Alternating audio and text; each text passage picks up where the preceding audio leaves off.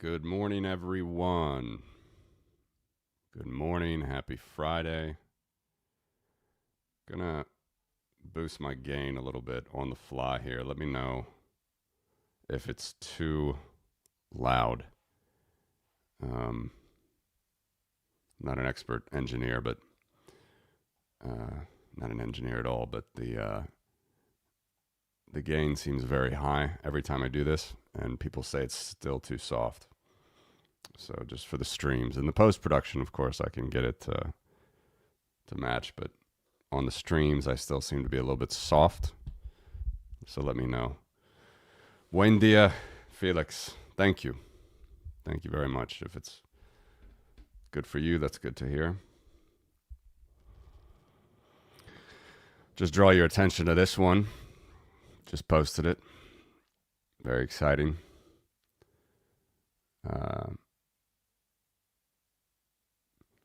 So here's cash, actual cash money that central banks around the world print. If you look at these dates, you'll notice they're not all completely consistent. We got dollars as of September. Bitcoin, of course, we have every day. I'll get to that. Chinese yuan only have data from August, even though it's October 10th. They might come out with it today. I'm not sure, but whatever. It's far behind. Euros from August, yen from September, and Indian rupees only from July 25th. So they go on sort of a weird schedule, this fortnight, old British schedule. In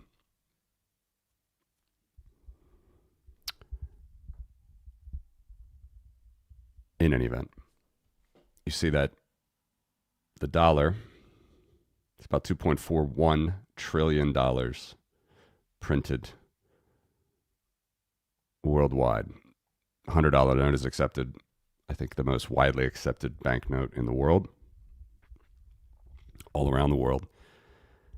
But if you're wondering where you actually come up with these values, you get them from the central bank. And then, of course, we have to put it into a apples to apples. So I do a USD equivalent. You just take the exchange rate.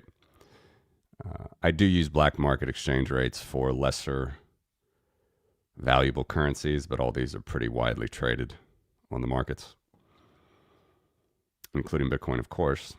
So you see, volatile Bitcoin as it is, September 30th was 2.276 trillion in market cap. And right now we're just north of 2.41, which was the September close on the dollar. But,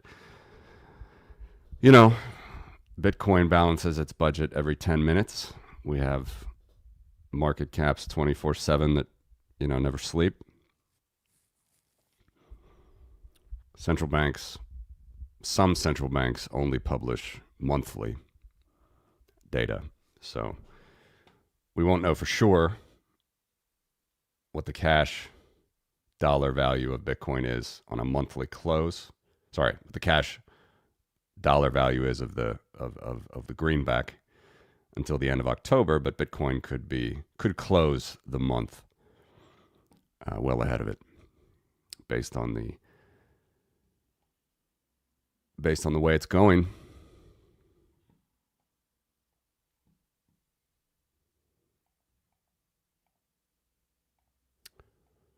It's our favorite chart.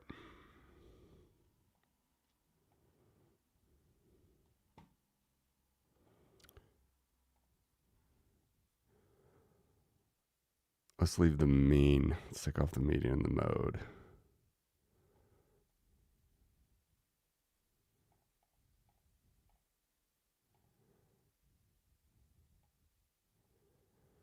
All right. Another day. Another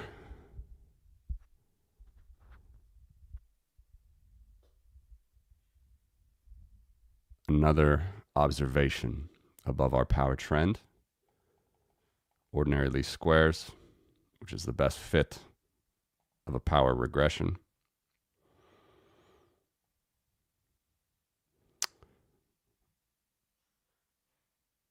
And these windy bands just show that the power regression was kind of forming back then. Didn't have a full idea of where it would sort out to be until about 2016. I posted it about here, 2018. Giovanni somewhere here, September 2018. I posted at the very end of 2018. So the power trend at the time, by the way, in 2018 was here, this dotted black line. Not here, but it sort of looked like this more. It was on the dotted black line. And as you can see, that's how I run my multiples. It's wherever the price is at any time over or under the dotted black line is how you project out. And then you project out, of course, according to the L time, so you can get a nice smooth line. But this is how I do it. And every day we're above this black line is a good day for Bitcoin. Every day we close above this black line shows us that so far this is a pretty good fit.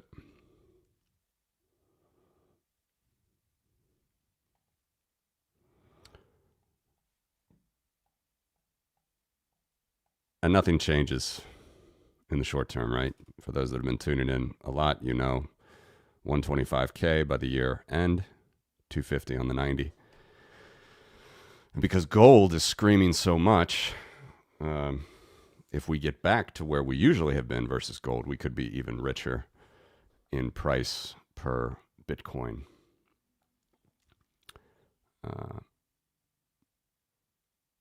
But there's no guarantee that we get back to the 9 on the gold. So of course there's no guarantee we get back to the 9 on the dollar chart either. No guarantees. But as I always say, if it's not broke, why are we trying to fix it? We've done it every single 4-year cycle. I'm not saying it has to happen, but you know, what's all the pessimism about? Why say that it should not happen this time? No reason to say that. You know, we went through a deep bear here. A lot of bankruptcies, as usual. Just like there were a lot of bankruptcies here. Reorganizations. This was an interesting kind of a pump in 2019. Got us excited again, even though it went back down.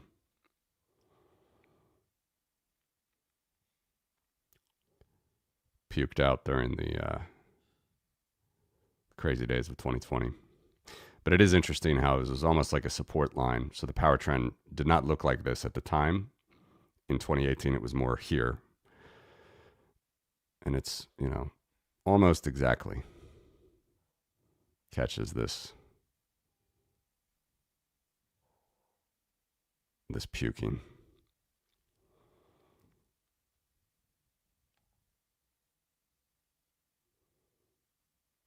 I don't want to lecture today, guys, so I know people are still filtering in, but let me know what we should talk about, what you want to see. I'm going to pull up some more charts.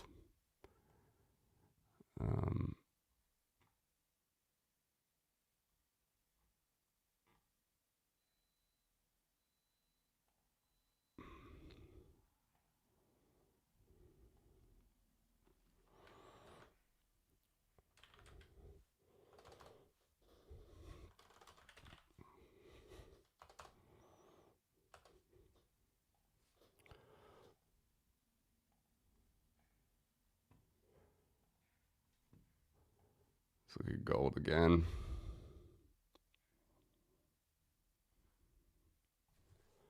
Let's just drop. I think I carry the live of gold. 1 second. Yeah, I did. So it's a monthly frequency of gold, but I do carry the last date. So this is October 10th. Otherwise, monthly closes.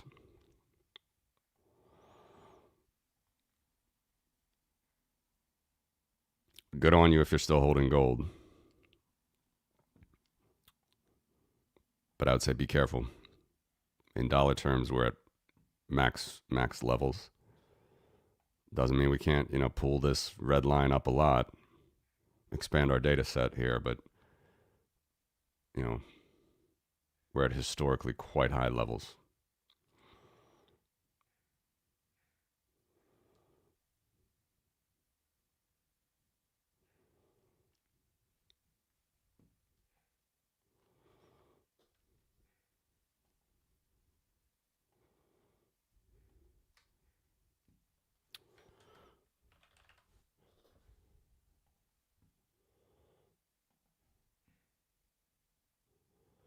Anybody chime in, honestly. I don't, it's Friday. I don't want to lecture. I don't want to, we got plenty of charts if you want to look at it. It's block reward split. Okay, so block reward, which is inflation issuance. If you don't want to call it inflation, I understand that. New coins, 3.125 every 10 minutes, right? 450 a day. That started here. But the green is the proportion that is that. And the white, or as if this green comes down, that's fees on a daily basis. All right. So every time we top, we have some white on this chart. Right now, no white. 99.93% block reward. Things working as normal. On-chain Bitcoin pretty stable as far as fees go. Suggests not much network congestion. Grandma's not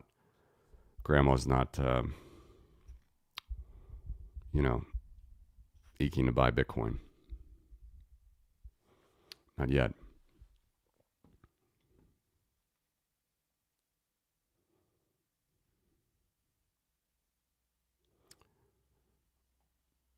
We did have some fights here. BRC20 stuff, ordinals, just sort of stupid prices, frankly. People were paying, but they paid. And then even here, after the halving, an enormous day of fees, 75% on April 20th or April 19th. It's kind of, might be slightly off this data because I guess the halving finished on UTC April 19th, but you get the idea.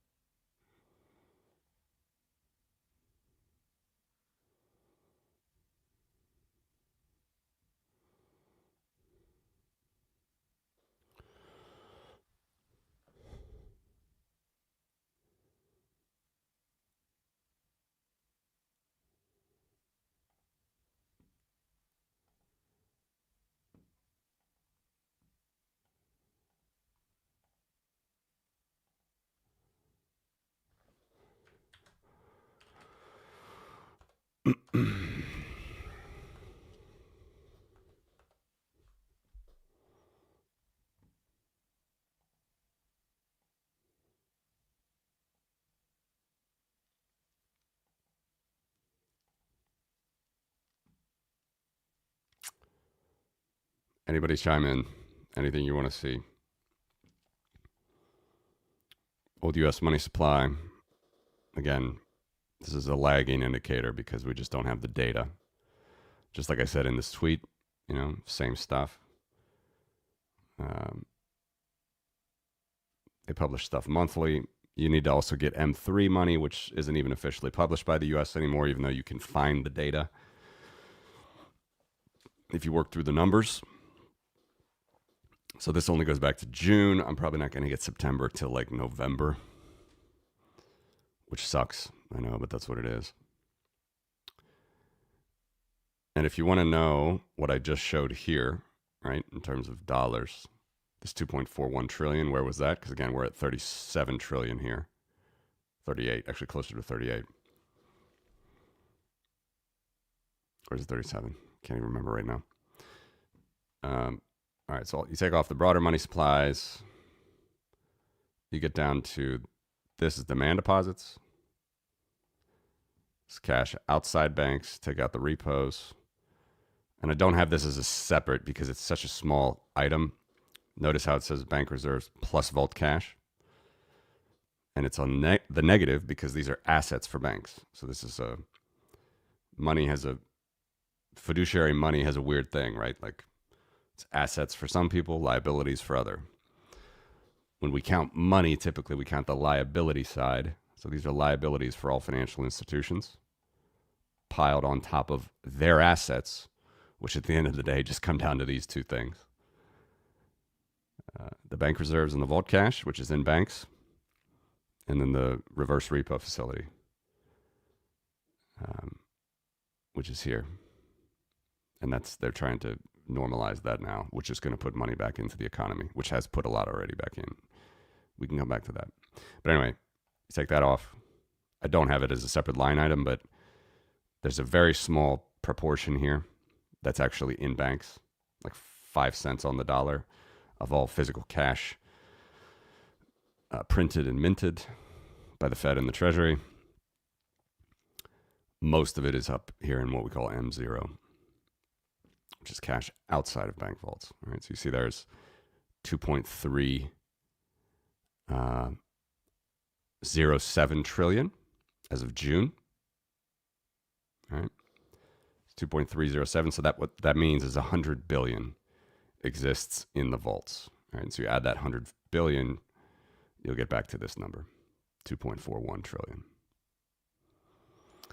So it's like a puzzle trying to fit together all these different money supplies.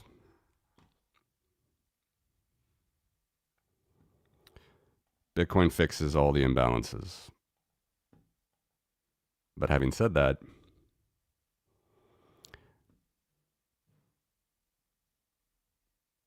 don't go betting on a crisis tomorrow. Could happen. Bitcoin's going to help you either way. But I wouldn't go betting this money supply goes to zero. Speaking about indicators of what could be a crisis, and what happened in 2008 was not a demand deposit question, which is here in M1. Right? So demand deposits didn't do anything pre-2008, although they have been huge infusions of cash from all the stimulus in our crazy days, our 2020 crazy days. But here we have the two very liquid, very hot money supplies, which is repurchase agreements and institutional money market funds, which is like a stable coin, basically. Old school stable coin. These guys go in and out of treasuries all the time. And as you see, massive bets. So what they do is they take their treasuries. I'm talking about like hedge funds. They take their treasuries. They use them as collateral, borrow against them, and make riskier bets. Try to make money on the spread. And that transaction is called either a repurchase agreement or a money market fund. Different terms, different type instruments. And they're trying to make more money, make more interest than the treasury yield itself.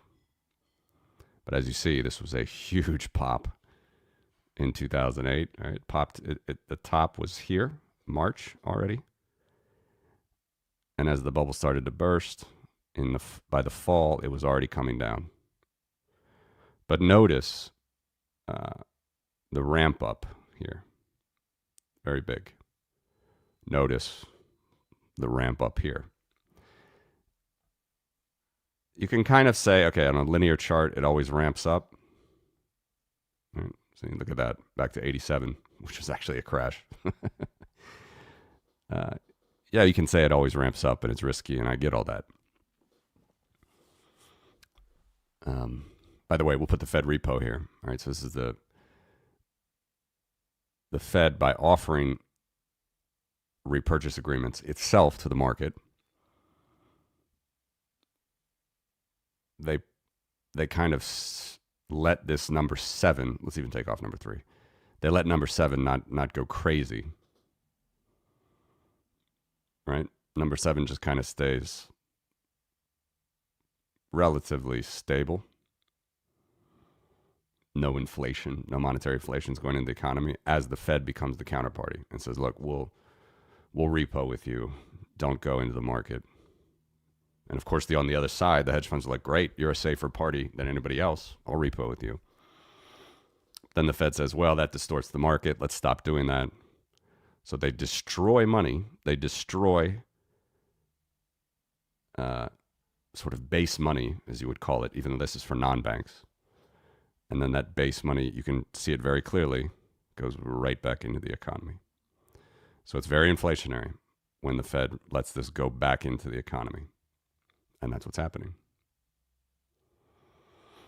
So it is kind of reminiscent. Again, I'm not saying there's going to be a crisis tomorrow, next week, next month. I have no idea.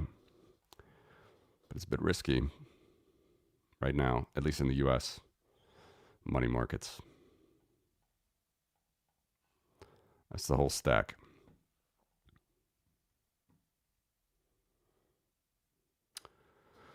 Good Friday to you, Gio.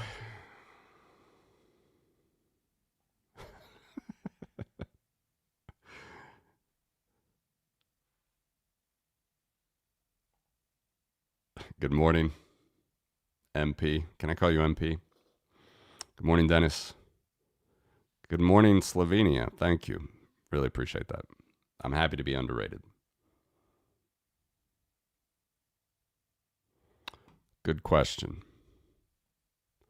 We got a long way to go for the model to be invalidated. I mean, we're right on. Like, there's nothing invalidating it right now. It's 96% R squared. We're right on track. To invalidate it on the top side, that would mean like, okay, we go above the 9 or above the 10, you know, the highest point ever recorded, which would take us to like $1 million Bitcoin. And then we stay there. Not that we hit it and come back down, but that we go up there and stay there.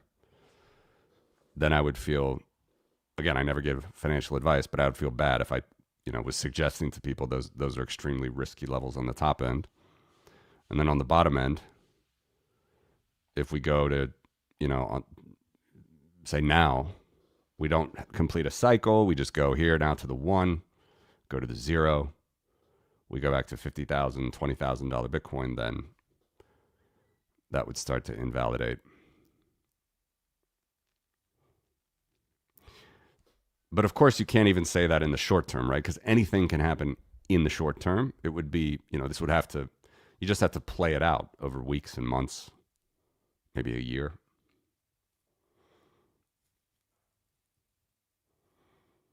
So I have like extreme confidence in this model, specifically between the 9 and the 10. Really the 9 and the 20, I'd say. Because it's very rare that you even get below the 20th. Right?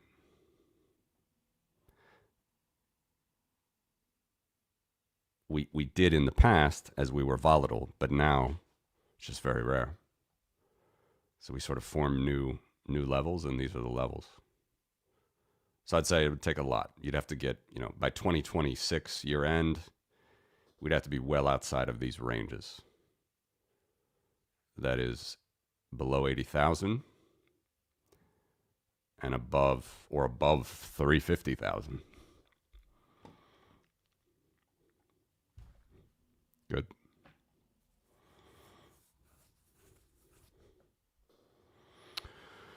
Yeah, I've heard this. I mean, I've read this as well. Every single regression, though, I mean, you have that for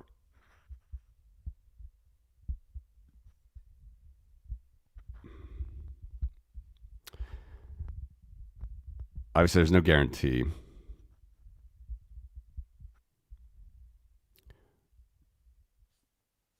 We can look at this versus exponential, because my understanding, again, not being a full statistician myself, is that power laws are more sustainable than exponential curves.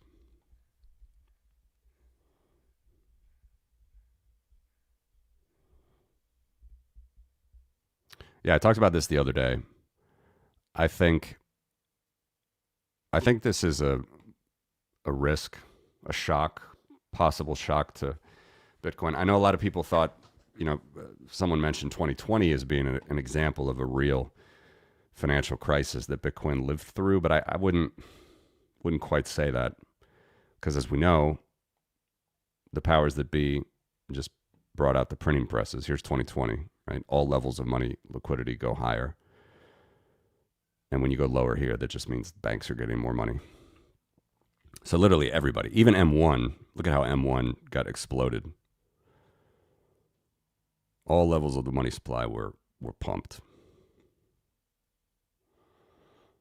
Because that's all they know how to do is print. So I don't, whoops. What do I want to show you? Hold on. Yeah, I don't know if they'll ever let this happen again, frankly. They know that they have the power to print. I don't think anybody expected it could have been this bad as it was in 2009.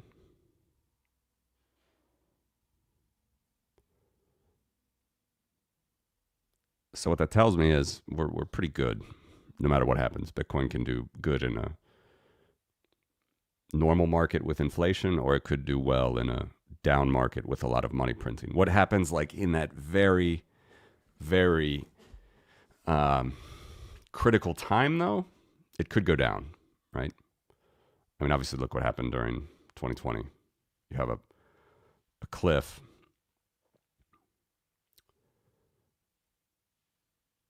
Right? It hit like 3,000 on some exchanges.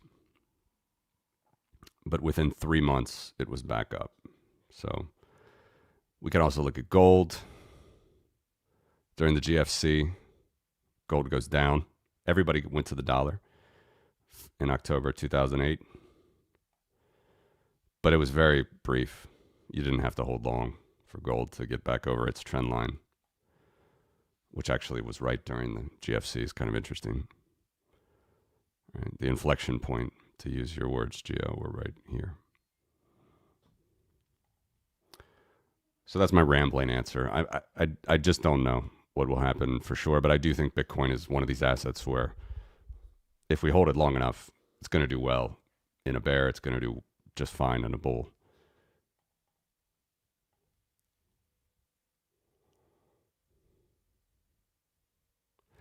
Well, this is what I want to figure out. Let me show you guys the long term again, which is always fun to look at with the crazy numbers. I might do this on the fly right now. I keep forgetting to do this, but I think I can actually do it on the fly. So let me do it. I'll show you this chart.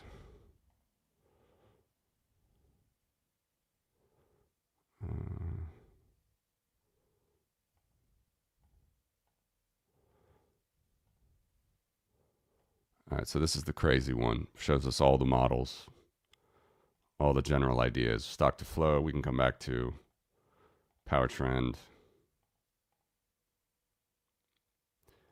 Okay, so power versus exponential. This is if you graphed current data, all-time data, right?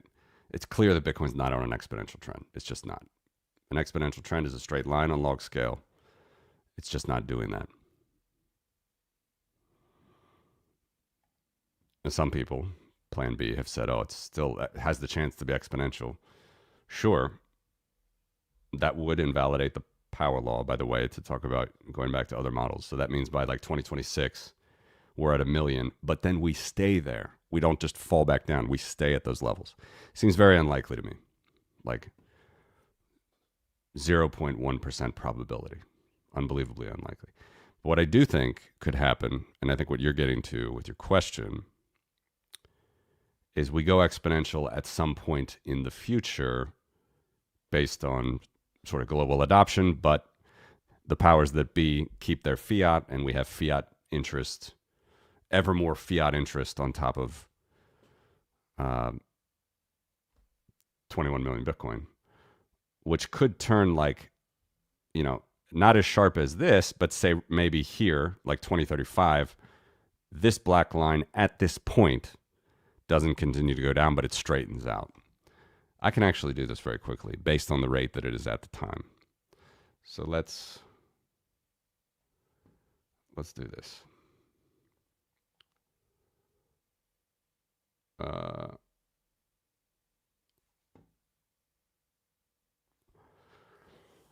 Let's say 2035. All right, so 10 years from now. I'm just going to do it on the fly because I keep forgetting to do it. I keep forgetting to prepare this chart.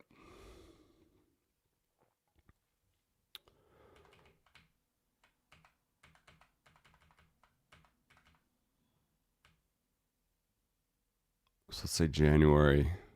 Let's do January 2036.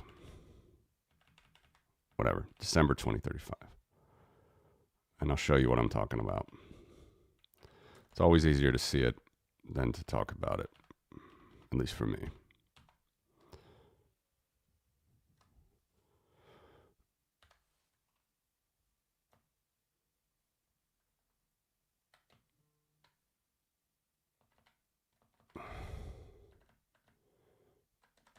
Okay, so in December 31st, 2035, the power trend is 1.8 million.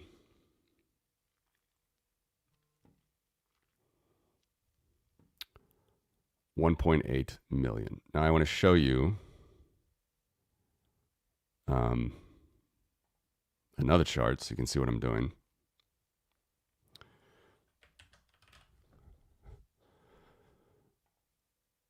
This will be good. This will be interesting, actually. I think you guys will like this. If I can ever get these charts to draw faster. I swear I got to work on. All right. Log left, log right. No, log right's not going to work because it's got a limit. Can I forget my own quirks of my code? All right. So here's the trailing 12 months, which is the same thing as exponential growth if it would stick. But as we know, power law doesn't have consistent exponential growth. Exponential growth is constant. So let's go out to 2035. All right, I'm just going to show you the number that I'm going to use.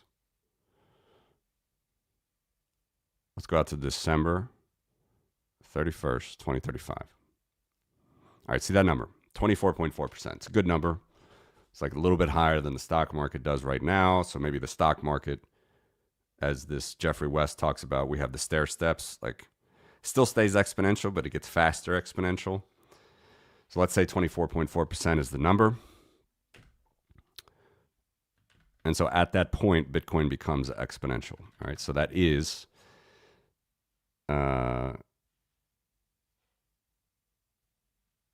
point oh, let me get the exact 0.244. That is 0.06% per day, 0.067% per day. All right, so what I'm going to do, just very roughly, I'm going to copy that.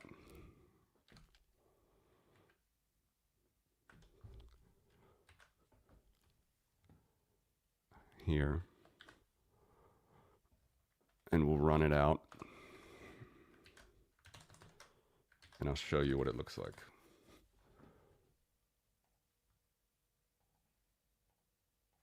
All right, power turns expo in 2035. Let me get you the data, load it in.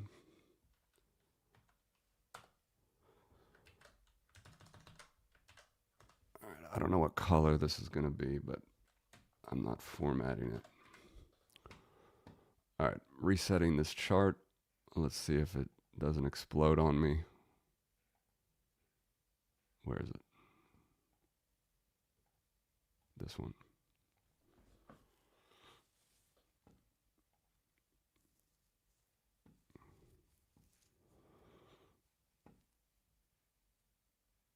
They made it black. No, it's blue. Okay, here it is. I just made it here, this blue one. It's here. There's no marker, but So again, let's take this off. Let's take this off. Let's take this off. So again, this is too fast of exponential. It's not what it's doing right now. Doesn't make any sense. The green line just does not make any sense. Power curves make sense. 2016 looks good. So now I have this blue line, which straightens out the power curve, right? And I could do this in 2030. I could do it at 2035, whatever. I just picked 2035 and the growth rate at the time, which we saw was 24.4%. So if you straighten out that power curve, you'll get this. You turn into a expo curve at that time. I think this is possible. Notice how the price increase isn't like so insane, so it like seems kind of reasonable.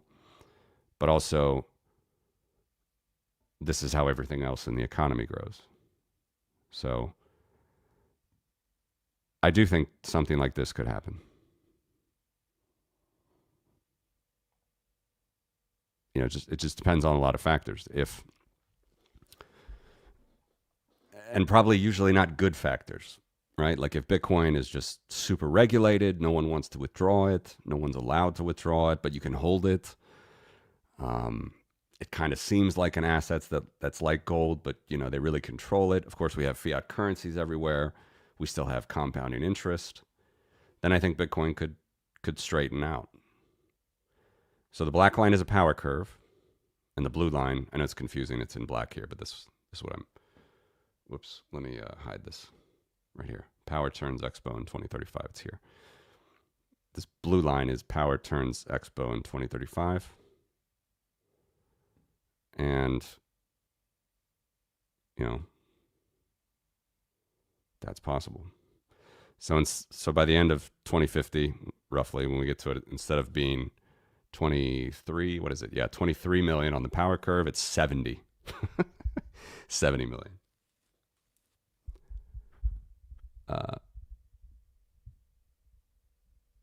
As you can see, this is like a reasonable number. It's not crazy. And this straightening out of the path means it's matching what everything else in the world does, right? So gold is a straight line on log scale. It's a straight line. It's kind of wacky. It can be way over, way under. Now we're way, way over. But it's a straight line. I'll just show you the stock market.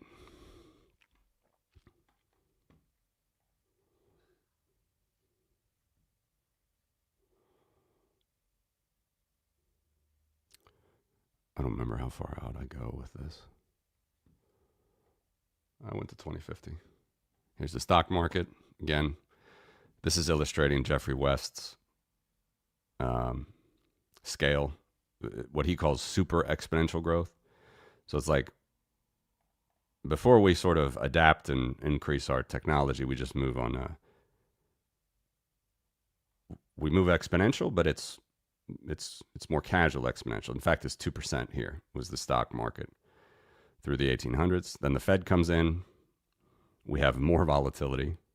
It's kind of a narrative there. Again, the Fed was actually not that involved before the Great Depression, but I know that's kind of a controversial take even among Austrians. Anyway, we can say that they caused the Great Depression. That's fine. I don't really care. But anyway, the Fed gets involved. They speed up. So we stair step. We move to faster exponential growth. This goes to 1971. 1971 comes. We go even faster. Now we're at 9.6% without reinvesting dividends. And 2008 comes because that's clearly a different monetary epoch.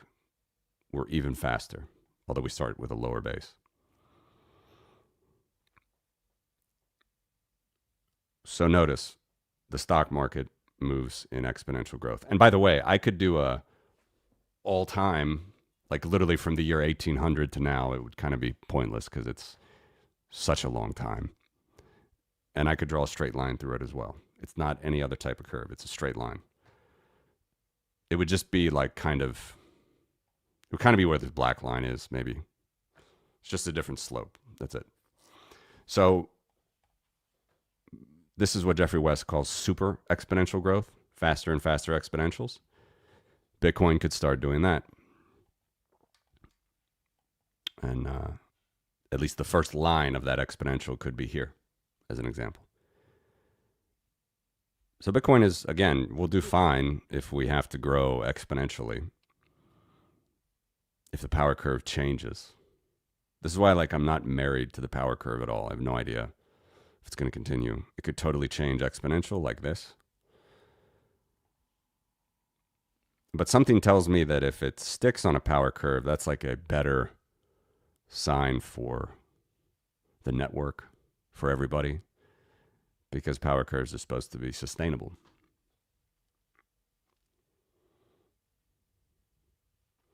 And this just puts us on the treadmill like everything else, right? Just a regulated fiat money financial panopticon treadmill. And then, of course, you might wonder at some point, like, well, if the central banks control like 50% of the Bitcoin, Sailor's Bitcoin gets confiscated or whatever, what's the point of Bitcoin anyway? They censor our transactions. There's no point. So I'm not a believer. I'm not someone that hopes that Bitcoin turns exponential, because it just means it's mirroring what's already a pretty shady and centralized system.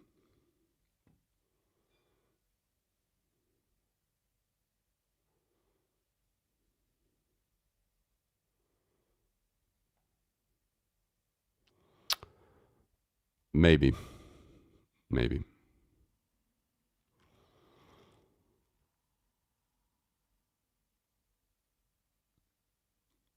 We just have to see.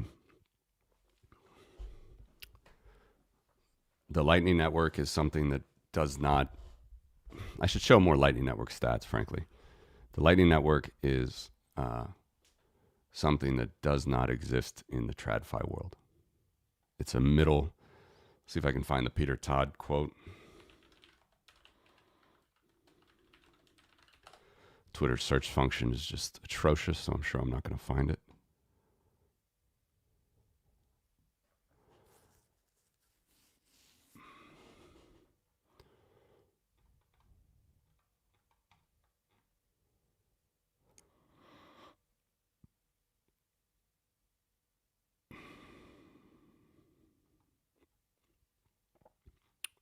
Can't find it, of course, but what he said is, let's go back to this. The only fiat money that any of us can truly control is this, M0. It's the cash that's outside of the banking system. This is the only fiat money that any of us can truly control, which, again, Bitcoin's bigger than, but I'm also counting cash in vaults. So we're almost bigger than that too. So this is the only money that's like probably the most apples to apples as far as being a bearer instrument goes. The Lightning Network is like kind of like a demand deposit. Like you kind of add a level of speed and functionality, like a deposit, but it's not quite. So Peter Todd used this phrase, which I use all the time. Like back in 2017, he said it's a middle ground state. You know, it's not completely under your control, but you're also, you can pretty much get it back pretty easily.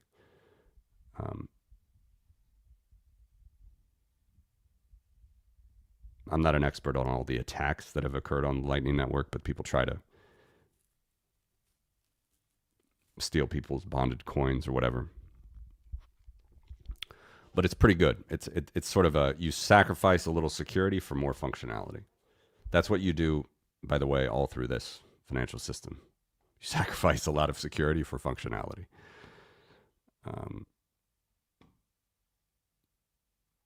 So maybe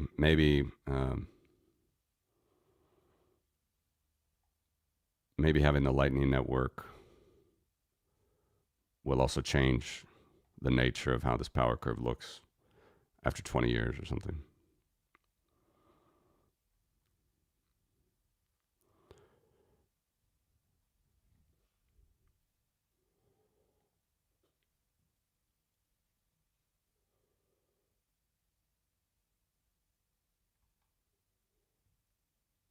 We got some shitcoiners shilling.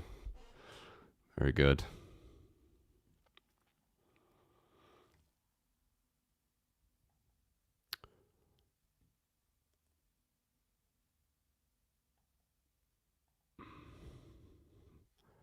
What else, guys? Open forum today. I don't need the lecture.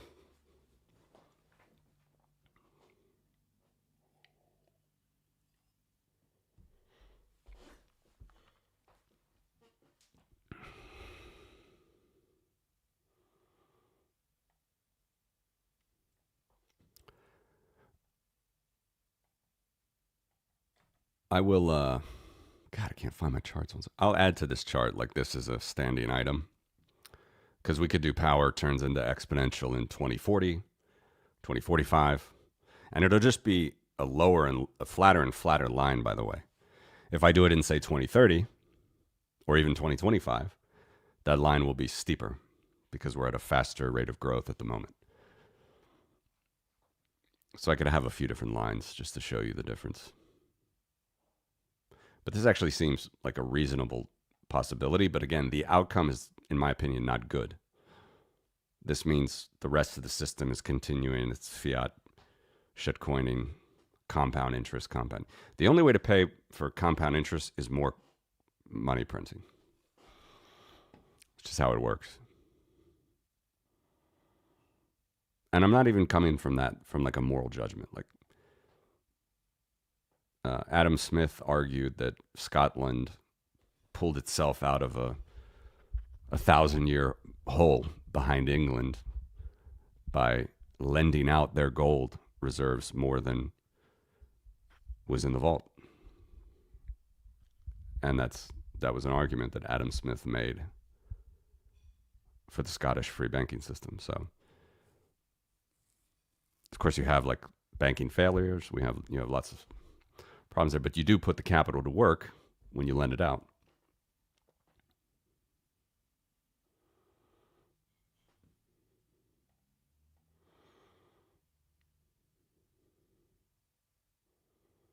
Yeah, I would say yes.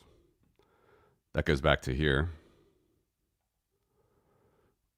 If we completely lose faith in all currencies, then you start to go above the 100 or the 10. So anytime we start to get like, by the way, that number already is, even as of today, almost a million. When will it pass? This January of 2026. The 100th percentile. So Bitcoin has never, relative to the power law, been higher than this level. Not once. It's only hit that once, which was here. And then in 2017, it's sort of hit it, 2013, it sort of hit it, but just barely, not even. So relative to the power law, Bitcoin has never hit this. Only one time. It's the 100th percentile. So yes, hyperinflation could drive that, but then of course you got to go back to the FedWire chart, right? The $1.1 quadrillion.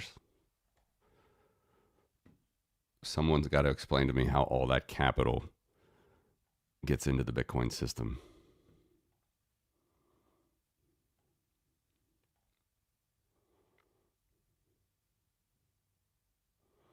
These are real statistics, real numbers. Bitcoin is 145 times smaller than FedWire. Or probably more appropriately said, FedWire is 145 times larger than Bitcoin.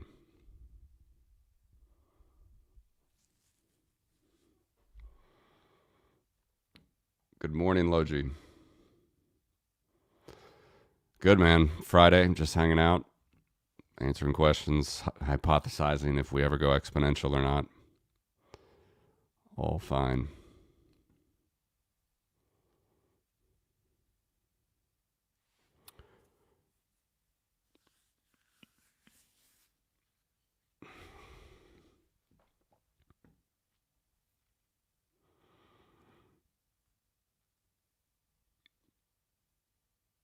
This is also, this chart, by the way, I think is like super fun for Bitcoiners like all of us watching this right now, because again, 99.9% of people in the world have no idea that Bitcoin follows a power law.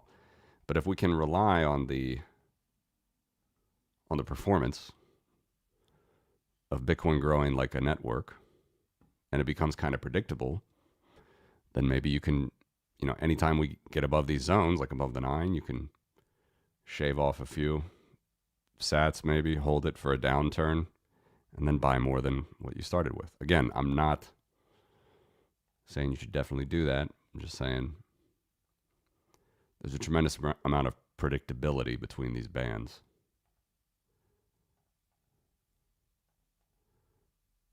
Really, these two bands.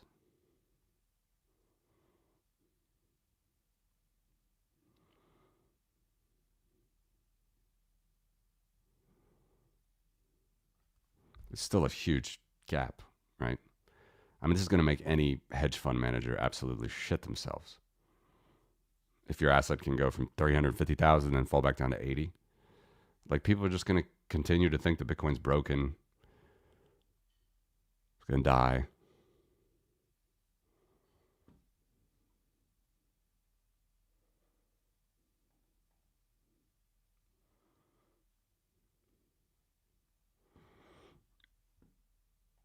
Same curve. Just got to wait until it happens. So on an extreme, it could happen, in my opinion, by 2030. On a good pump. Because I think the 9 is still a very good indicator of rich times. And then on a trend, when is it? 2036, 2037. My curve. End of 2036.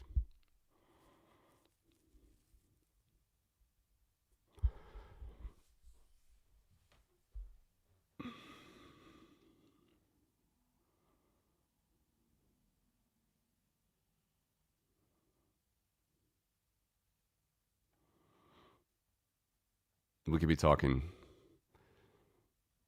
in 6 years about this hypothesis. I'm pretty sure it's going to still be intact.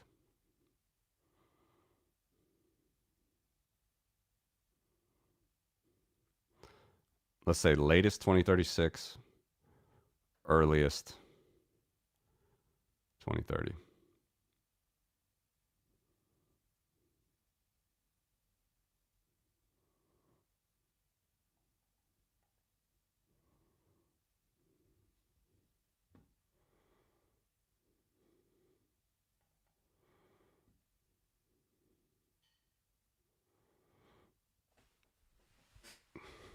Yeah. And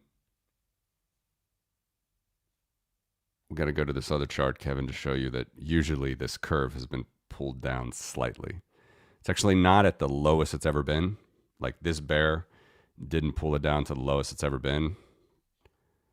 That's still somewhere back in 2016. I need to find it. And of course, I never know how I name my charts.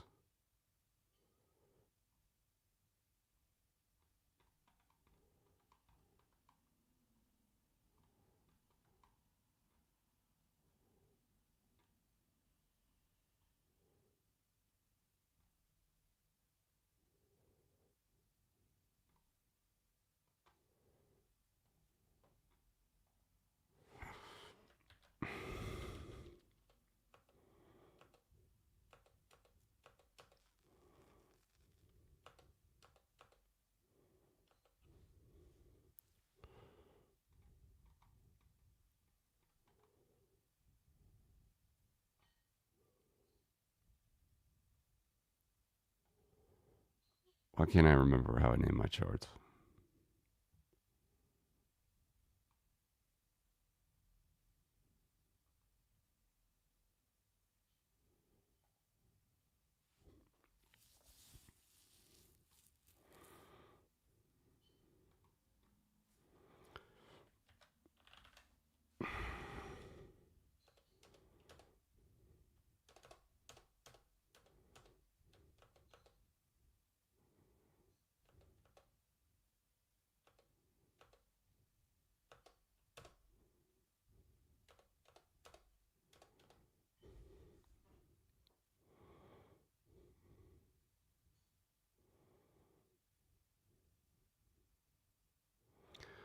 1 second.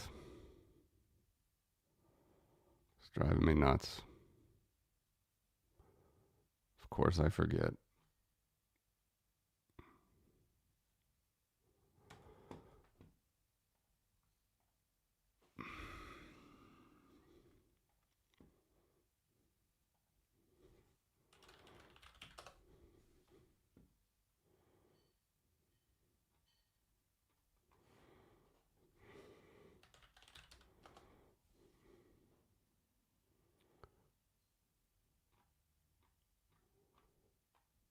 It's unbelievable. Twitter's search function is just insane.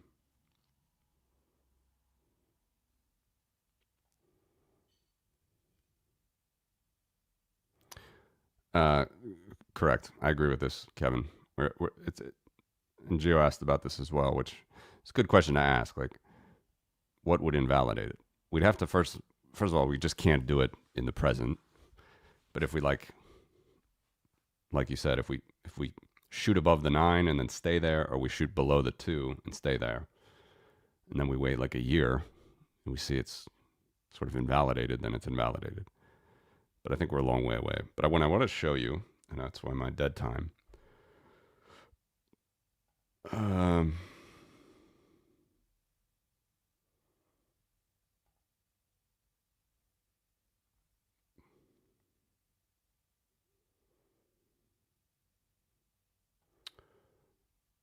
This is an interesting question. It might, but as I've shown, exchange volume dwarfs ETF volume. We can look at that again.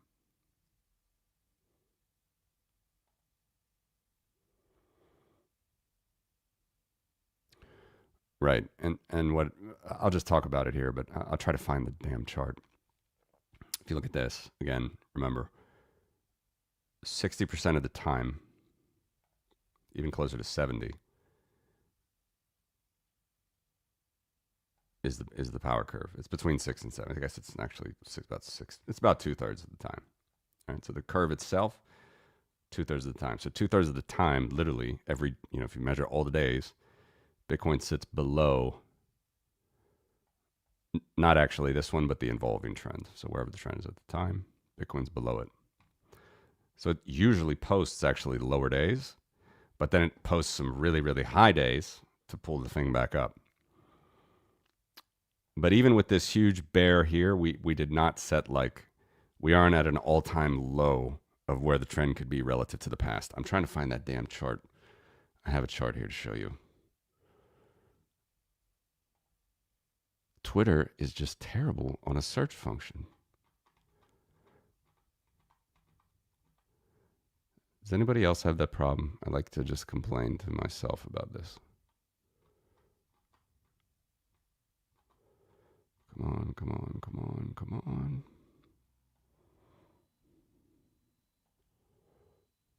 Let's go here. All right, here it is.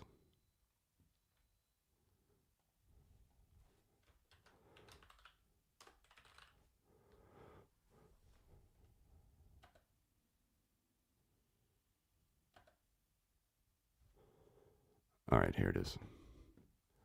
Finally found the damn chart.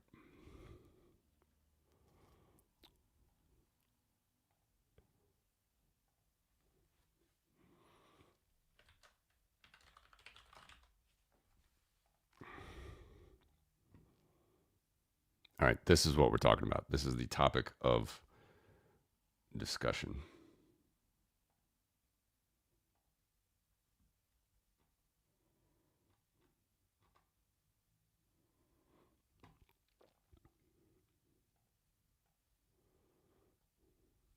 Let this load.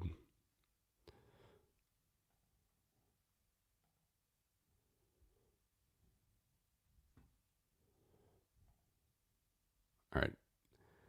This is it. This is how it looks. This is how so again, just take everything out but the evolving trend. This is the evolving trend.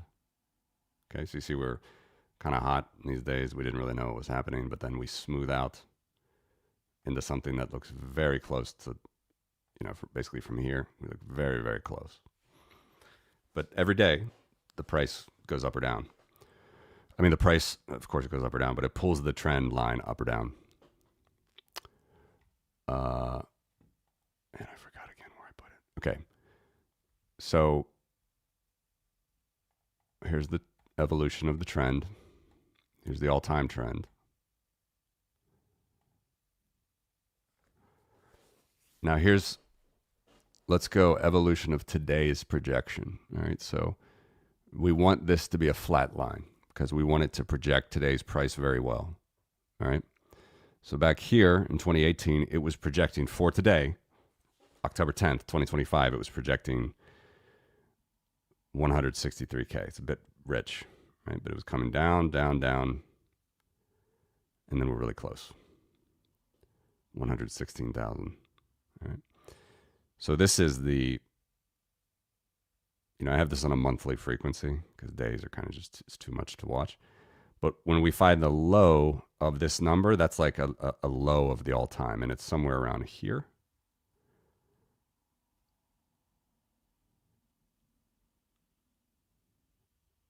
It's here.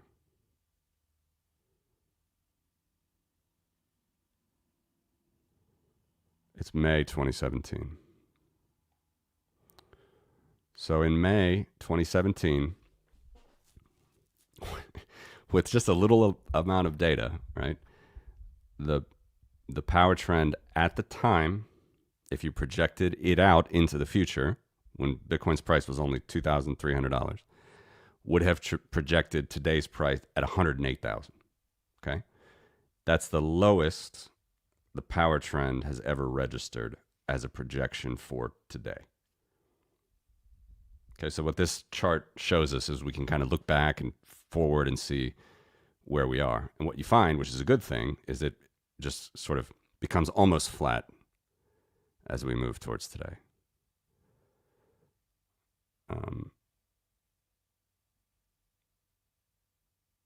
And so that's kind of the answer to our question here. I mean, obviously the projection is amazing, like you just see, and everything moves. Like the price is right on trend right now. It's very, very good. But we're not even to the situation where we're pulling, we're calling an all-time low of the data, and we're not going to hit that anytime soon, by the way, because we're in the situation where we're pulling the trend back up, which is good news. That's why I keep saying it's really good news for Bitcoiners who trust is the wrong word, but who like the power trend. So what will happen is, I presume, based on what's always happened, is we have our 4-year cycle, we boom, and then at some point here, 2026, and year-end 2027, we're going to really test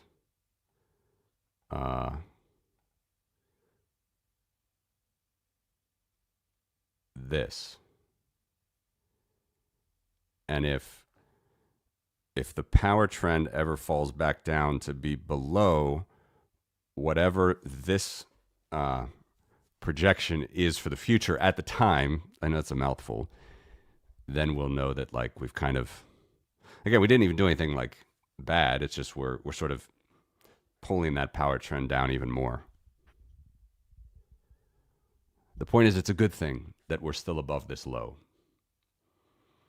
We're above it by $8,000. Right? The current trend is what, 116, I believe? 116. So we have $8,000 to spare per coin. This is hard to read because I can't tell you at what point this might move above what the actual trend turns out to be in the future. We just have to look back in time and see. But the point is, we've never been this low, which is a good thing. Which means we're still all in the same realm of prediction, which means I have high confidence we're going to stay between the 9 and the 2 for a long time, most of the time.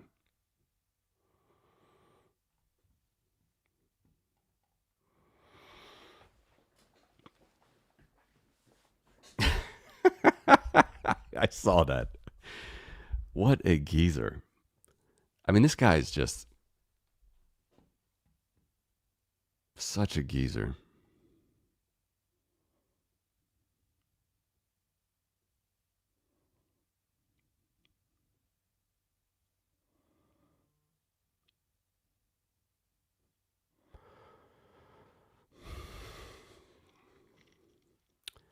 Think of the curve itself as just a plan for the future. So if it's meant to be that we get DeFi and we get like traditional rails, i.e., this, i.e., this, moving on to Bitcoin or moving on to Lightning, then it's meant to be and it will happen at the time that it needs to happen. The two biggest pieces of evidence I can show you that we're staying in this range is the range itself, super powerful, super amazing, price is the highest signal, and then this, Fedwire. Also this, by the way. But more this, because this is literally analogous to base money transactions. Fedwire turns over $1.1 quadrillion worth of bank reserves a year. This is those digital bank reserves. Bitcoin turns over $8 trillion worth of Bitcoin a year. So it's not meant to be at the moment. So enjoy that. Take comfort in that. That's what I do. We're not even at an all-time high on an annual level of Bitcoin, right? During the last bull, we got to 18 trillion on a trailing 12-month basis. Now again, here comes back to your question of like, okay, well maybe more is on Lightning, maybe more will be on, side chains or Liquid or DeFi. But again, the model's not even close to broken, so I don't worry about any of that. I think it will continue, and I do think this cycle is going to be higher than this. So we could see 30 trillion go through Bitcoin in the course of a year based on whatever the price is in the future and whatever transactions are to take that valuation of transactions through the network. So like just totally bullish, totally serene about it, but also realistic that we got some time.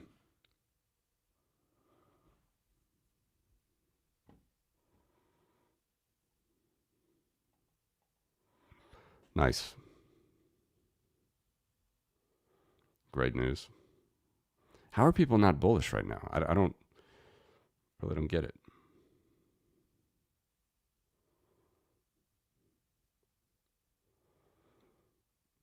Keep the headlines coming, Gio. I'm a lazy curator of news on this channel.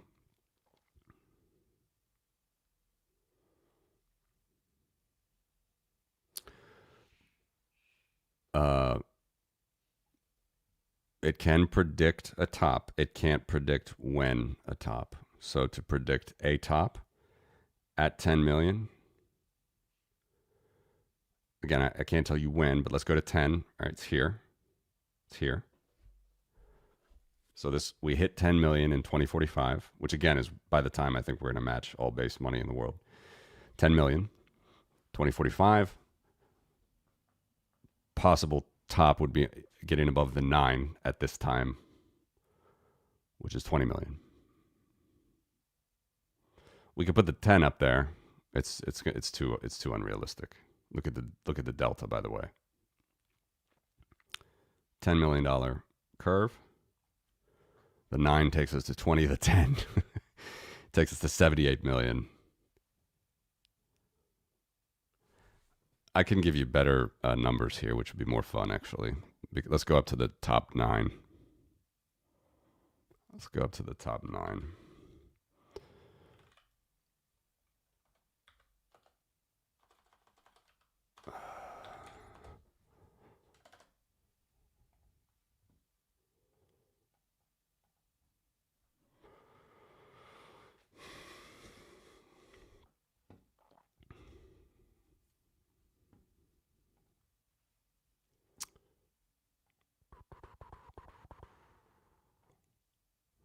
Quadrillion.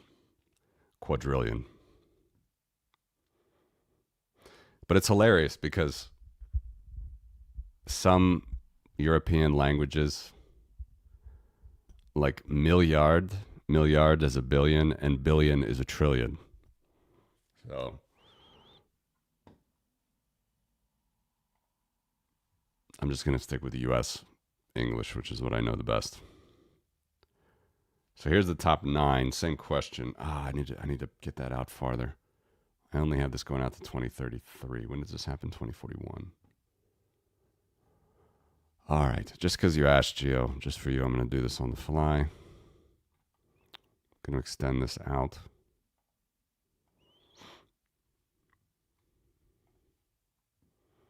It's going to probably slow down my system even more.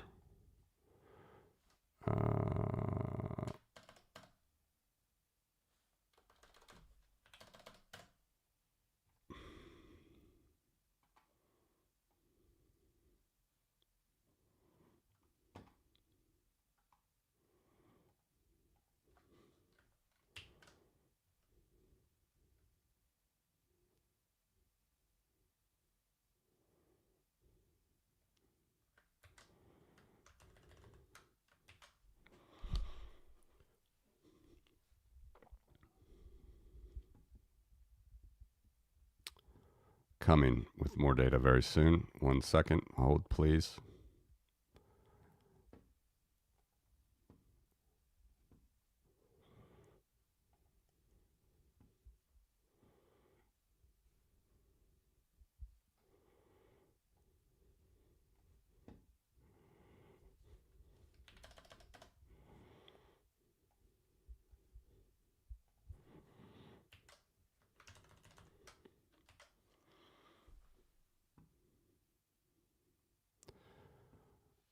All right.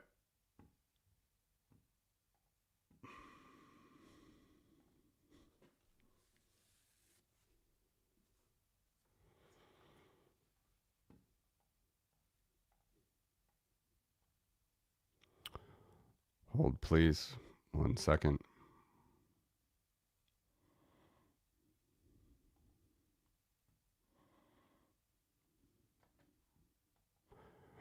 These are fun questions, by the way.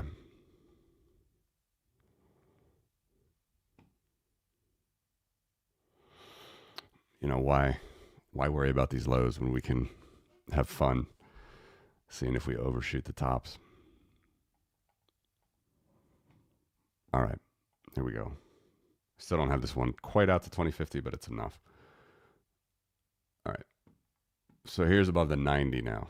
This is every time we've been into the 9, plus you see the days, taking that off. All right, so notice the difference between, first of all, notice the difference between the 9 and the 99 and the 100th. It's the biggest gap,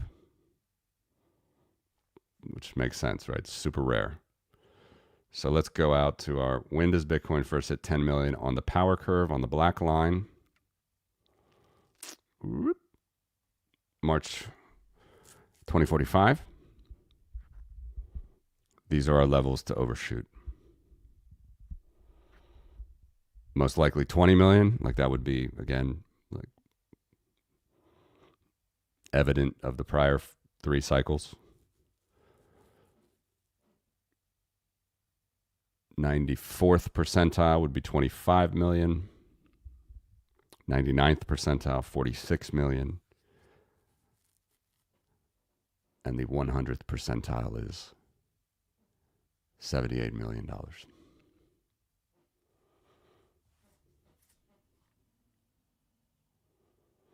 So the power curve can't tell us when, but it can tell us the levels that would make probabilistic sense to either buy or sell a little bit. Again, not advising anybody to do that. I'm just saying, can tell you the levels.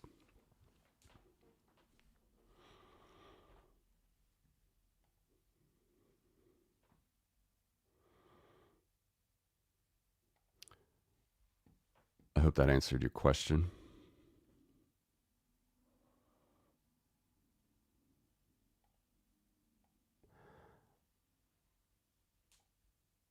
I really hope we get there. I think that we can. I think we can get above the purple here, above the 9, which is actually the 0 on this chart. This is top 10 percentiles.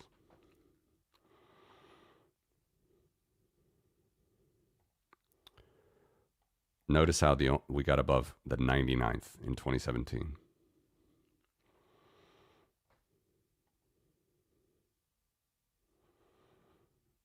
That was really the most beautiful top. Looking back, I wish I had this analysis to ease my own fears at the time. Would have been nice. Like a beautiful blow off top. Makes a lot of people uneasy, but that's what it was.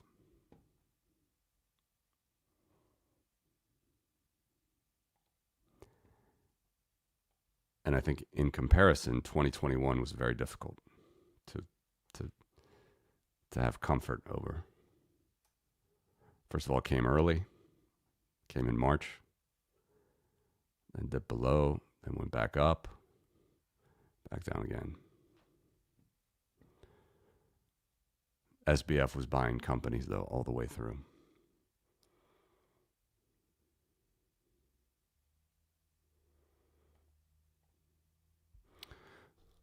It is exponential for the short period.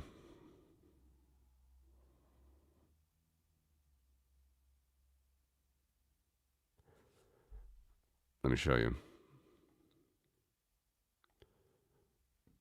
So if we take out off log, let's take this off. You can't really make much sense of this on linear. But if we put log back, take this off. All right, now again, remember, exponential is a straight line on log scale. So I don't have it, but what I'm saying is you can draw, imagine a straight line being drawn from here to here, or from here, really from here to here. It does go exponential for a couple months. This is exponential growth, parabolic growth, like booms. But it's not exponential over the longer term. It still returns to the power. So this is exponential growth right here.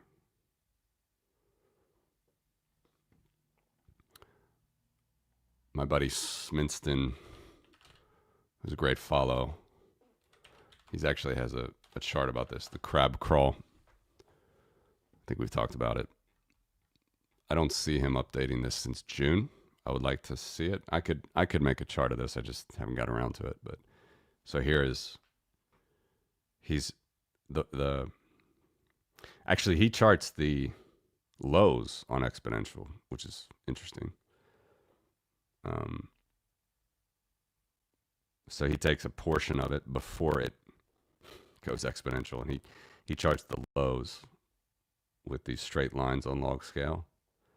And as you can see, he calls it the crab crawl. It's like when we go sideways. This cycle, we're higher. Usually all cycles we put a little bit lower slope. This cycle we have not. It should be more like he drew it here.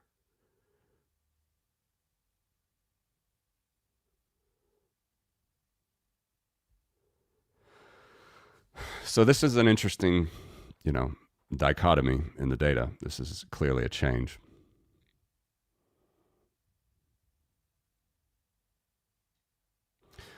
By the way, I mean, let's go back to this chart. Could Bitcoin go exponential from today? It's possible. I can put that on. Where's the damn? Too many charts. This one. So let's say that we do it. We actually started going exponential from here. The time we actually hit the curve again, just for a value. I could do it here or whatever. When does he start his? Somewhere around 2023. It's right at the bottom.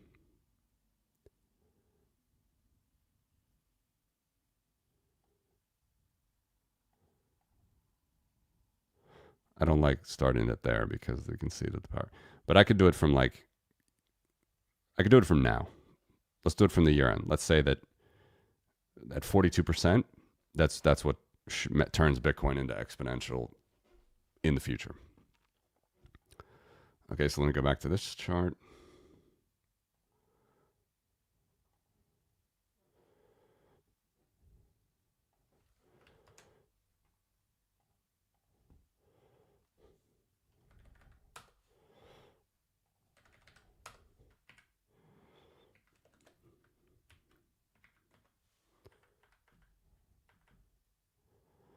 One second.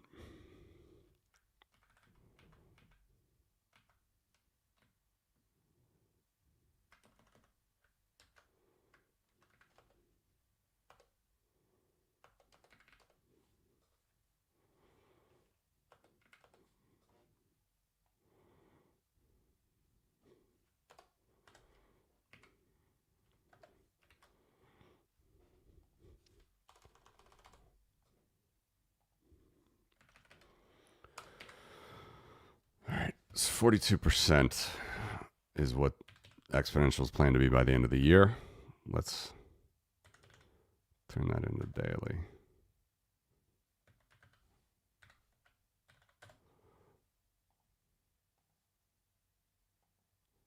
So it's something like double the growth that I projected out for 2035.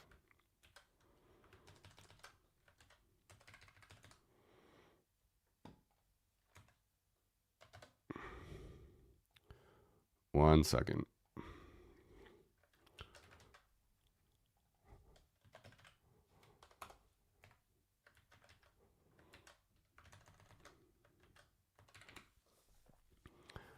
All right, so if this turns power in 2025, sorry, if this turns exponential,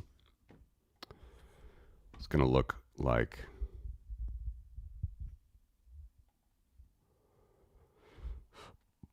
this green line. I'm not formatting too beautifully here, but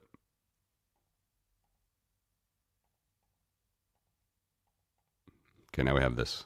It's actually a gray line.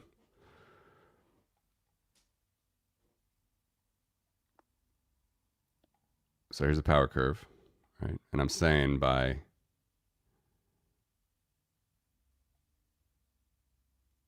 oh, I started that actually in the wrong day. One second.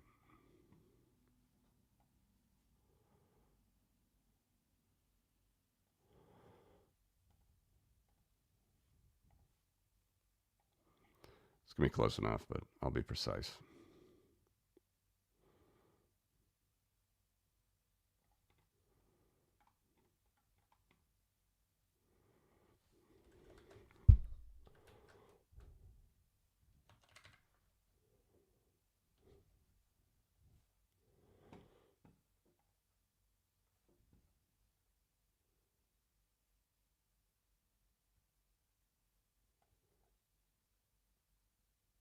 Oh, I just realized something's wrong with this chart, isn't it?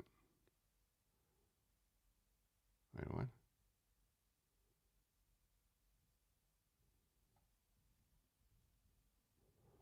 What am I predicting on here?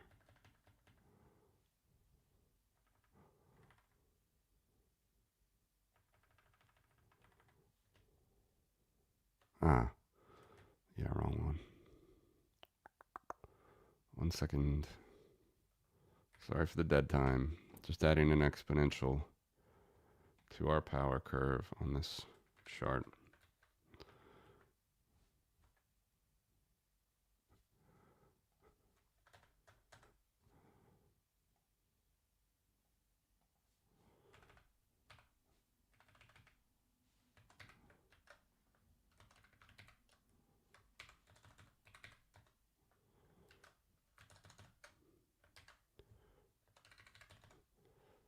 All right.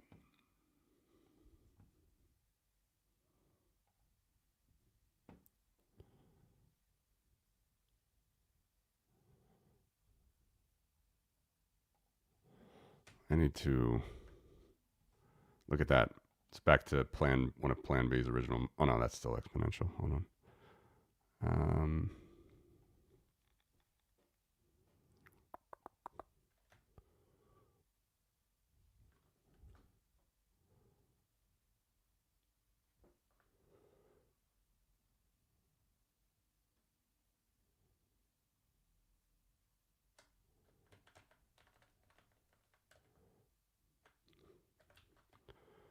7, 8, 9. I'm going to do a little bit better formatting for you guys. And we'll add on this.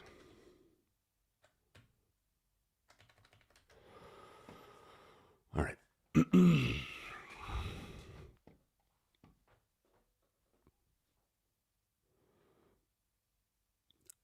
Let's see.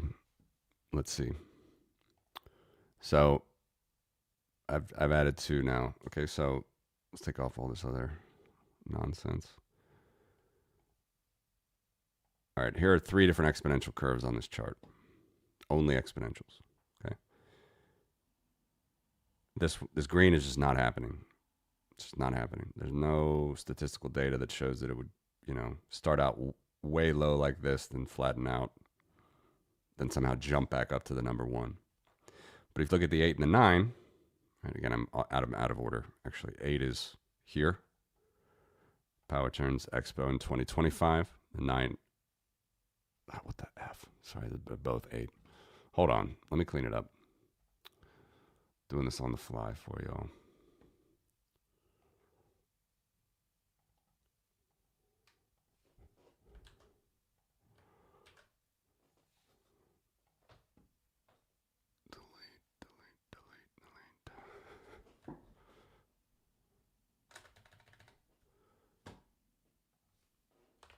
All right, here we go.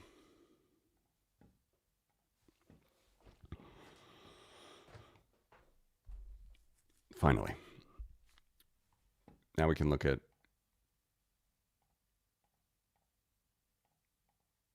different exponential possibilities with Bitcoin if it turns exponential. Okay. 8 and 9. 2025 it turns exponential. 2035 it turns exponential. But it's presuming that it'll stick on the power until then. All right, so I could see either one of these scenarios happening, but very low likelihood. And it's, again, I think it's a negative because it shows the system's just going to keep churning out a lot of fiat interest. And that might seem counterintuitive. Like everybody wants Bitcoin to be exponential. It's a better, stronger, faster curve. Better might be the wrong word. It's just going to come with a lot more risks, a lot more regulatory risks. But these are 2 total possibilities, by the way. And so anyway, we do get to $1 billion Bitcoin. If we turn exponential in 2025, we can get to $1 billion Bitcoin by 2047. If we follow the same exponential curve at the end of 2045, which is 42% per year. So I should put that in the tooltip. This is exponential at 42% per year, number 8. This is exponential at 24, I think it was, we established earlier on in the stream. It's just taking whatever the power curve is running at the time and then flipping it into a straight line.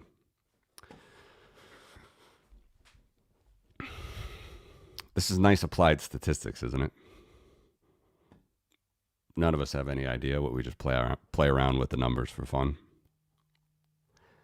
It's why I keep taking you guys back to this chart. It's very, very consistent. It's very, in my opinion, super sound. Between the 9 and the 2.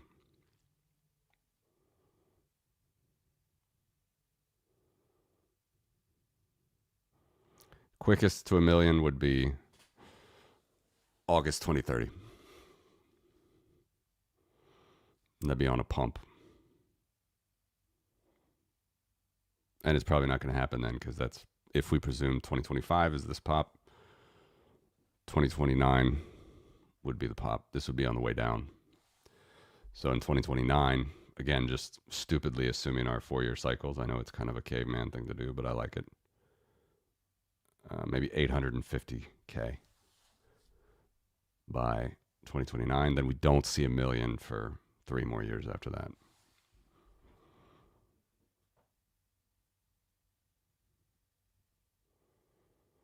Tell me your doubts. Tell me your guys' thoughts about these ideas, because I'm happy to hear them.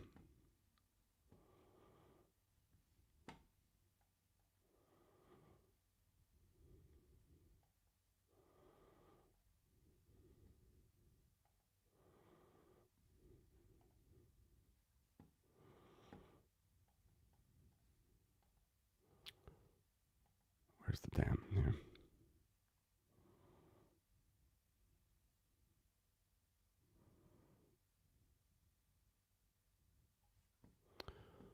Some of you might have seen the interview I did when Archie was here in Riga.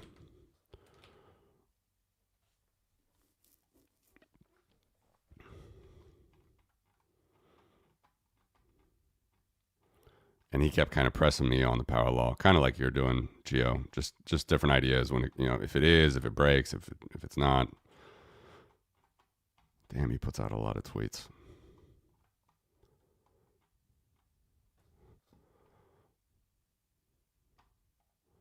Guess it's easier to follow on my timeline. Hold on.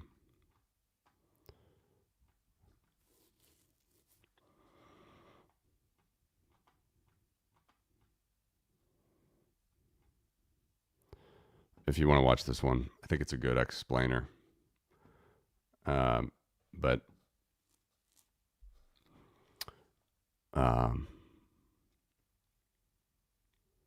he just kept pushing me on, well, maybe it'll just mirror the system.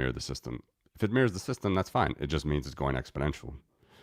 It's not exponential at the moment. So it means we move from this to something like this. Not the 1. Maybe the 8, maybe the 9.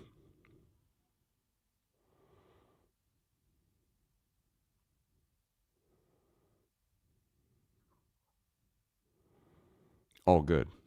All good in any case. At least price-wise.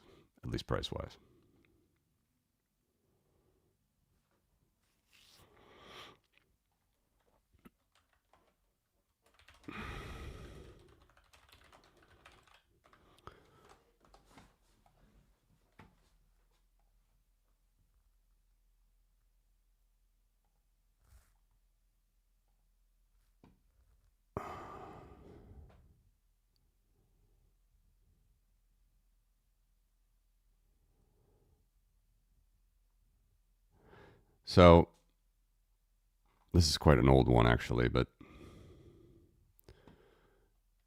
if you're curious about the S curve, right? So you start, it's like an S, right? Like S. You start out slow, then you grow, then you boom. If you look at this chart, each one of these items, except for the internet, is a product that is sold. Actually, I guess I'm wrong on electricity. Might have to check that. Electricity would be wrong. But the automobile, the telephone, the airplane, the TV, PC, mobile phone, for sure mobile phone. It makes sense that they follow this technology adoption curve because there's a few different players that can help it to do this. The theory of Bitcoin being a power curve, and I would like to dispute this number, by the way. This is from 2016. I don't know, obviously, I don't know where these numbers come from. But it's possible that the internet is not really an S curve. As you see, it just shoots up. It's possible it's a power curve. And total internet adoption will not look like this. It will look more like it'll look more like the Bitcoin chart. Because it's a protocol. It's a network. You just shoot up and then over. Shoot up and over. That's the idea. It's true electricity. That's not a company. But everything else on this chart is run by companies. The internet is arguably not run by companies. I know that there are a lot of companies that dominate, but the internet is a protocol. So that's the idea. That's the idea that we're going for when we talk about Bitcoin as a power curve. It's just straight up at the beginning and then levels out. There's no S. There's no S that's a part of it.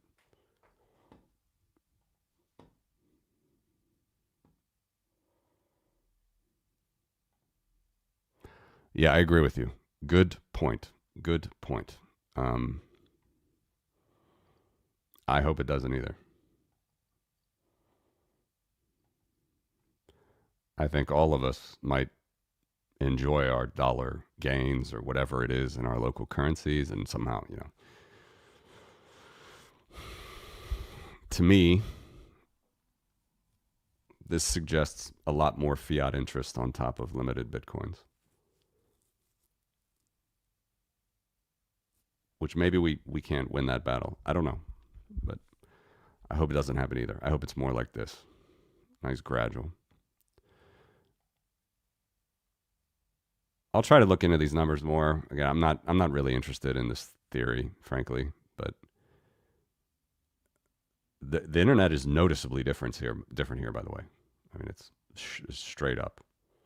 I guess you could make the argument that like you go back to the DARPA days or something, and you could make this more like an S. I don't know.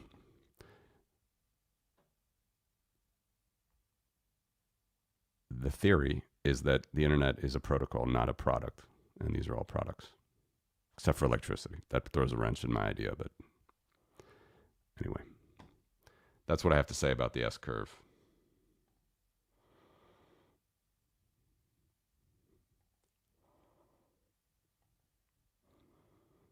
It is monetary technology, but it's not controlled by anybody.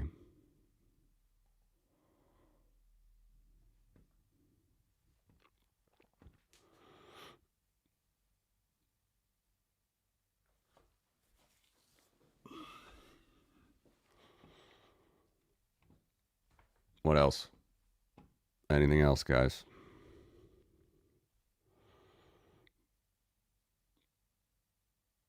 This is a super powerful chart, by the way, in case you didn't catch it or I didn't explain it well enough. If ever we get to a point, this changes every day in this chart, but if ever we get to the point where the power curve itself is below this value in May, because this is an all-time low, and it will continue to be an all-time low until we break it, which we're not close to doing right now because we're moving up. But whenever we start to go down below that number two's low, then it would be like not a risk of the curve breaking, just showing that we're leveling out more and more and more, and maybe abnormally low.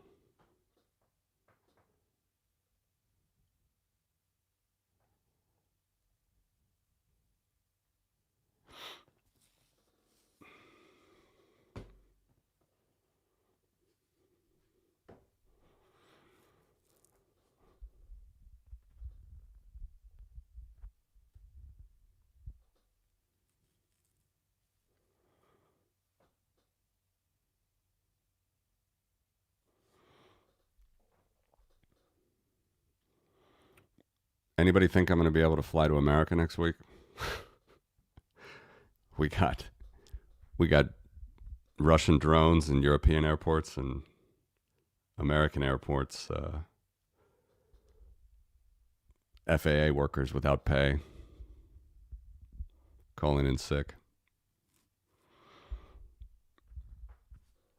I was going to go for Fred's conference, but I'm slightly worried now, to be honest, of flying. Like, slightly worried it's just a waste of time if I get caught up in it.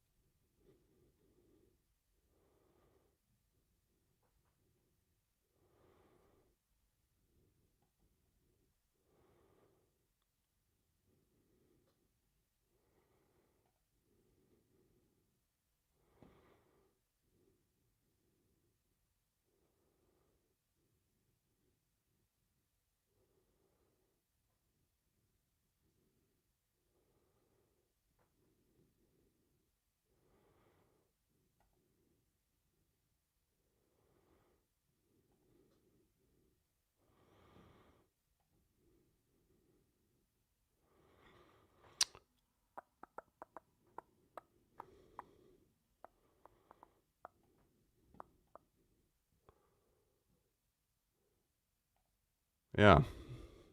Thank goodness for that, huh?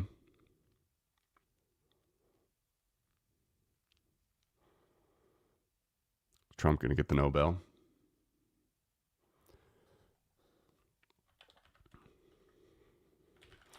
By the way, did you see the poly market? Um,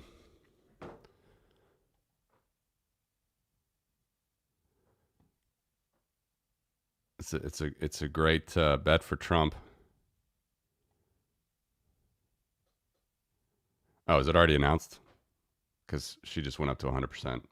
Might be already announced. But as of this morning, it's Maria Machado. I saw this going up this morning, but the announcement wasn't made, which I thought was interesting. Trump will be sad.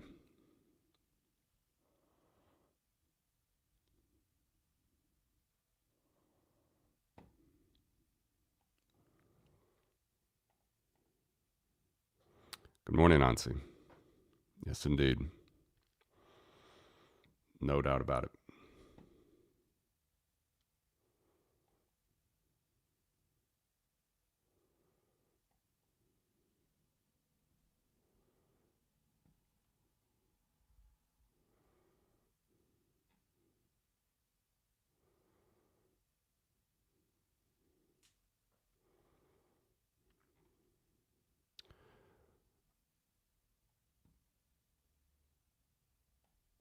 A little.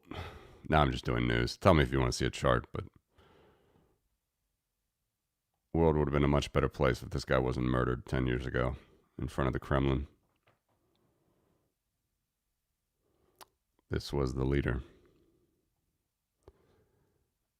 When Russia still potentially maybe could have had a free elections, they killed him.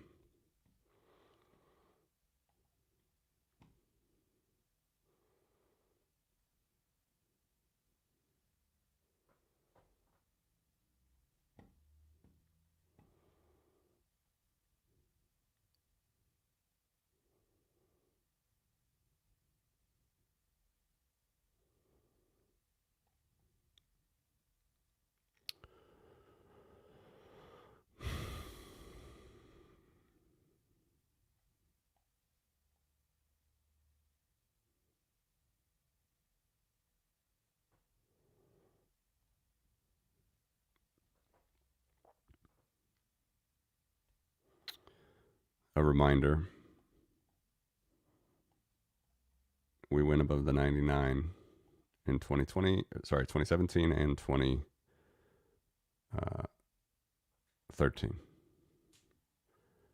Not in 2021.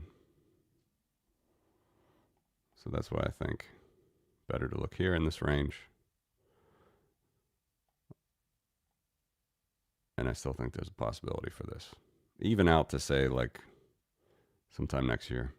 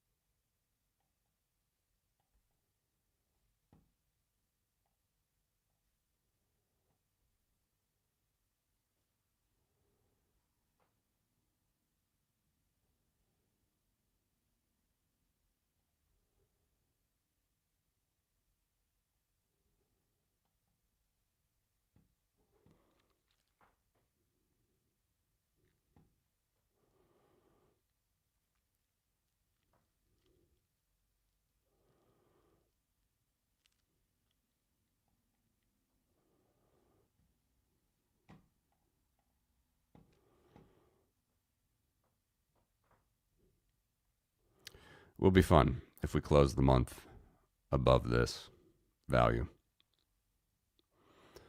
Never done it before.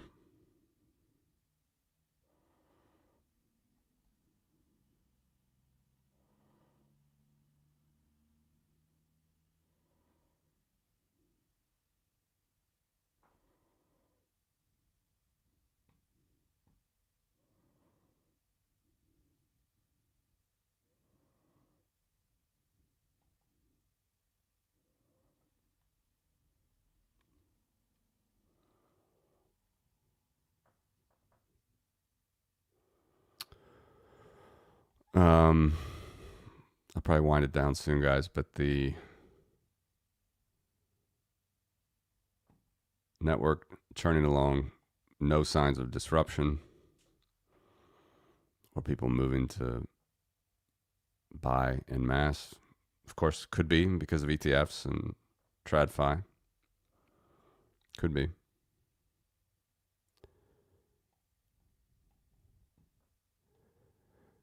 But if they ever did move from the exits, you know, it would be pretty disruptive.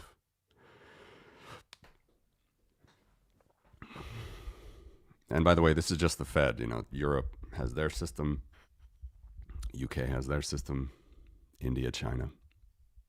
So this is just the Fed. Quite a bit larger than Bitcoin still.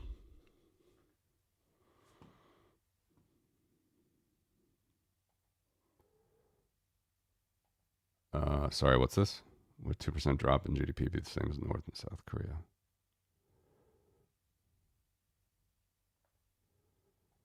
What do you mean?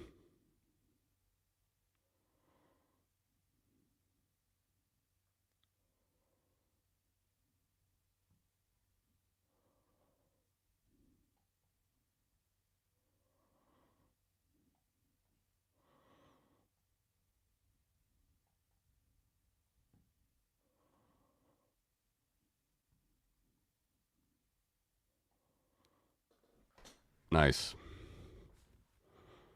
ETFs? IBIT? Oh, yeah. You said it. Sorry. I thought you wrote a bit. Yeah. To IBIT. Yeah. Did they have the lowest fees?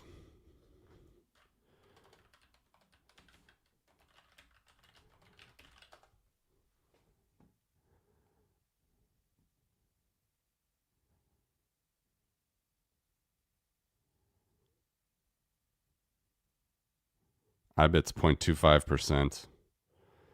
EZBTC seems to be the lowest at 0.19, but I'm not vetting this. These could be old fees.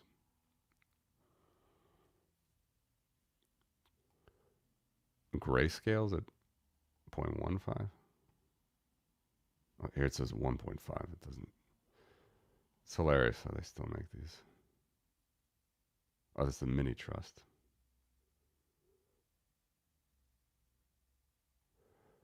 Yeah.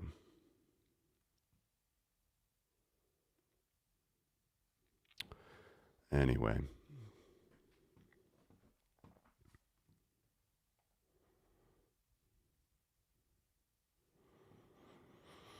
Yes, sir.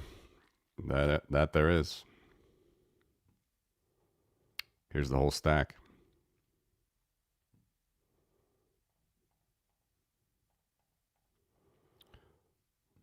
This is cash, M0. 2.3 trillion. The 100 billion difference is in bank vaults. So an extremely small, 0.5% of this money supply is in bank vaults. Actually in the bank. 99% is out in the wild. Then you have demand deposits, savings deposits, time deposits for retail, money market funds for retail, time deposits for institutional, money market funds for institutional, repos.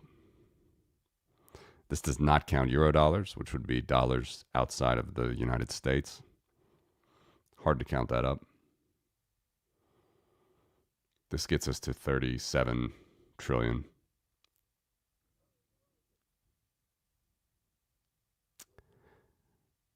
So that's how it works.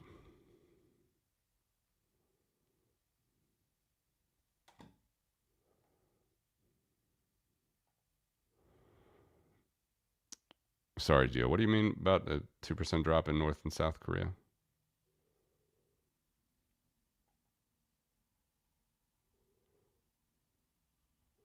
I mean, North Korea is a non-existent economy compared to South Korea.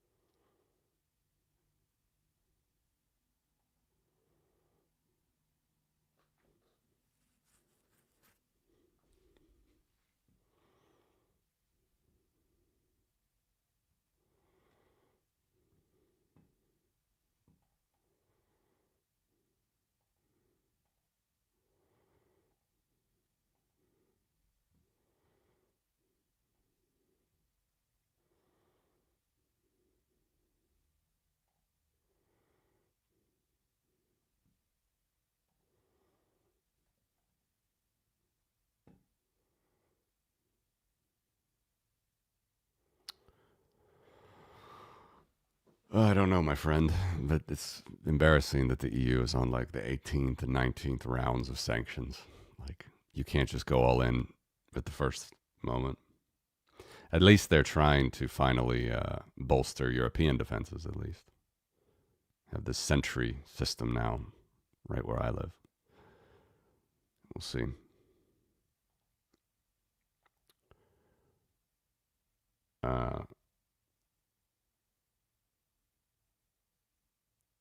The Ukrainians, I think, figured out long ago that the only ones that are really going to protect them are themselves. So they have all these capabilities now with their different missiles to take out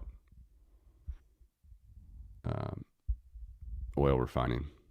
They're doing it pretty smartly too. They're not, unlike the Russians, which just bomb hellfire on civilians and apartment blocks and kill civilians every night.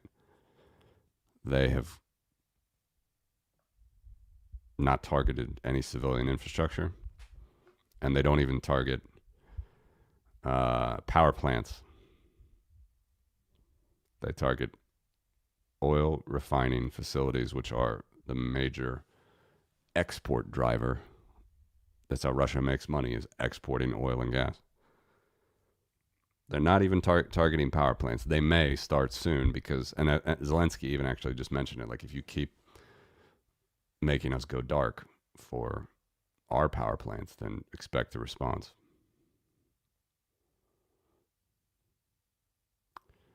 But yeah, I mean, the only thing that's going to stop Russia is if they don't have any money. They won't have money if their refining facilities are completely knocked off. 100%. It's a shithole. 2 in 5 Russians don't have a toilet.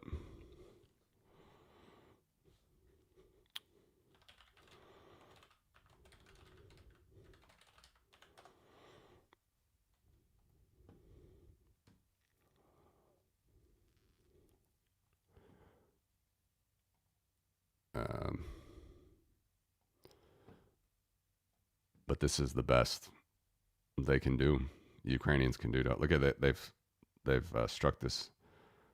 What is it? Rosnon facility like 1, 2, 3, 4, 5, 6, 7, 8 times. Does 17 million barrels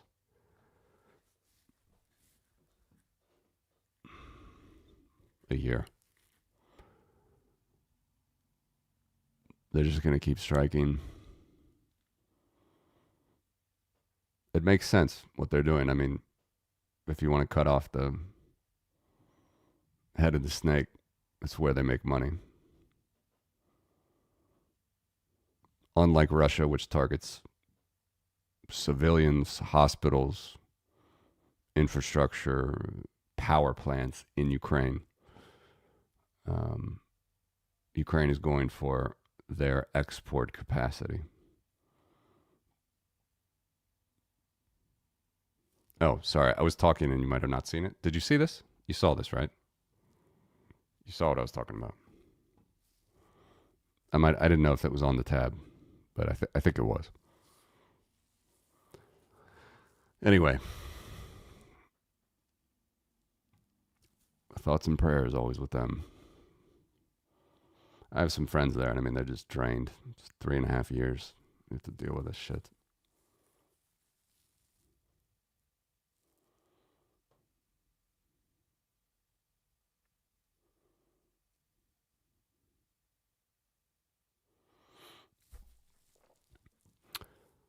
All right, guys. I think I'm going to have to bid you adieu for the weekend. Stay strong with the power curve. It doesn't tell us when we'll have these pumps, but it does tell you, in all likelihood, how big they could be when they happen. So take comfort in it.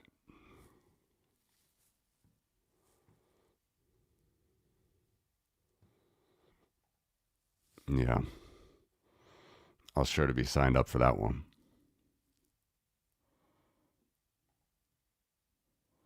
Thank you, Gio. I agree. I don't think we are. I think it's going to be pretty fun this fall. So I'm looking forward to sharing it with you guys. And, keep letting me know. Any questions, just let me know. No subscription. As always, shameless plug. You can, anybody spare any sats, please go ahead and hit my BTC Pay on the site. No ads, no subscriptions. All right, guys. Have a great weekend. Wish you guys all the best. Someone tell me if I'm going to be able to fly to the United States or not. Crazy days. Thank you, Daniel. Good luck with the 401k.